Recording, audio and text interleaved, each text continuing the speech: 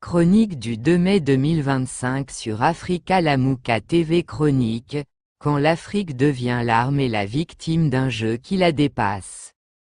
Il est des situations qui ne disent pas leur nom, mais qui racontent, en silence, la profondeur de notre vulnérabilité collective. Imaginez deux pays africains, liés par la géographie, par l'histoire, par la culture, et pourtant dressés l'un contre l'autre. Le premier franchit la frontière du second, armé, organisé, déterminé. Pas pour ses propres intérêts immédiats, mais pour ceux d'une puissance extérieure, bien dissimulée dans les coulisses. Le conflit éclate. Des villages brûlent, des vies sont perdues, et les voix s'élèvent, accusatrices. L'État agressé se tourne alors vers la même puissance étrangère pour lui demander la sécurité.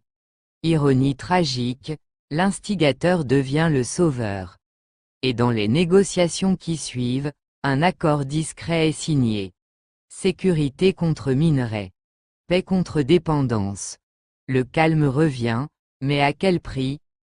Pendant que les deux frères africains se disputent, se condamnent mutuellement et s'appauvrissent, un tiers non-africain sort du théâtre du conflit avec des contrats en main et les poches pleines de ressources stratégiques. L'un des frères, reconnu comme fautif, se retire sous la pression. L'autre, affaibli, se pense victorieux. Mais en réalité, les deux ont perdu leur souveraineté, leur dignité, et leur capacité à décider pour eux-mêmes. Ce scénario, répété sous différentes formes à travers le continent, porte un nom, instrumentalisation géopolitique NE accent aigu au colonial. C'est l'art de diviser pour exploiter. De créer le chaos pour imposer l'ordre. Un ordre extérieur, bien sûr.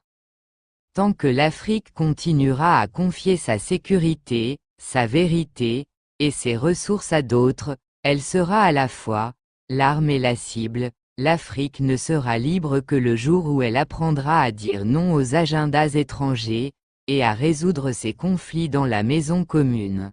Car ceux qui nous divisent ne le font jamais gratuitement.